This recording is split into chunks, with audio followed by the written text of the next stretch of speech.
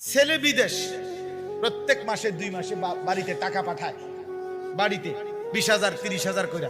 সামনে কুরবানি, তো ছেলেটা 30,000 টাকা বাড়িতে পাঠাইছে। পাঠানোর পরে এখন এই 30,000 টাকা দিয়া তার বাপের নামে বা মার নামে কোরবানি দেয়। এভেলেবেল গ্রামগঞ্জে কোরবানি দিচ্ছে কার নামে? মা বাবার নাম। ভালো কথা, মা বাবার কোরবানি তো আদায় হলো, মা বাবার নামে কোরবানি দিছে, তাদের কোরবানি হইছে, মনে করেন সওয়াব হইছে, ঠিকই আছে সব। কিন্তু এই ছেলেটার কাছে 52.5 বড়ি রূপার দাম সমপরিমাণ টাকা তার কাছে আছে। 1 বড়ি রূপার দাম সর্বোচ্চ 1600 টাকা। আজকে একজনকে জিগাইছি ঢাকা, আজকে জিগাইছি, তাহলে 1600 টাকা যদি হয় 84,000 টাকা। তো এই ছেলেটার কাছে তো লাখ টাকার উপরে টাকা, যা 2 বছর বিদেশ করে, তার কাছে টাকা নাই। কথা বলেন না কেন? তার জমা টাকা আছে কিনা বলেন? তো তার কাছে যে 1,80,000 টাকা আছে, ওই টাকার কারণে তো এই ছেলেটার উপরে কোরবানি ওয়াজিব কিনা? তো তার বাপের নামে না কোরবানি হইল, তার কোরবানি। কথা বলেন না কেন? হেতের কোরবানি কই? তাহলে সে যদি 10 বছরও এভাবে টাকা দিয়ে যায়, তো বাবার কোরবানি হবে, কিন্তু সন্তান কোরবানি হবে না।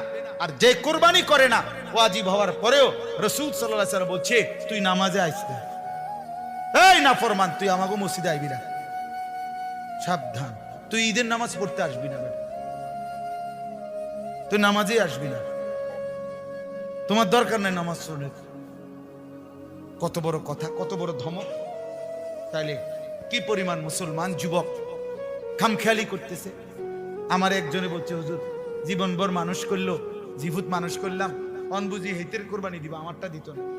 আমি বললাম, মনে করেন আমার আব্বারে আমি একটা লুঙ্গি কিনা দিলাম, আমার আব্বার লুঙ্গি দরকার, তো এর মানে কি আমার আর লুঙ্গি সুন্দর লাগবে না?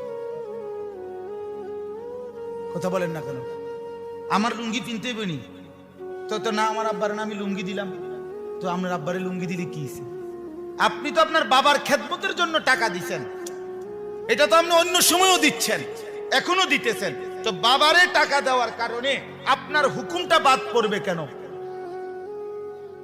আপনি বাবার সেবার জন্য, বাবার খেদমত হিসাবে বাবারে 20,000 10,000 30,000 যাই দিলেন, কিন্তু আপনার উপরে কোরবানি ওয়াজিব, সেটা আদায় করতে হবে।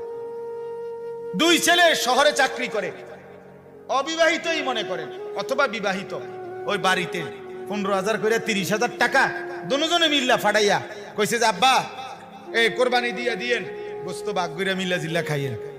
কিতা মিল্লা জিল্লা? কিতা মিল্লা জিল্লা? তো কুমিল্লা না,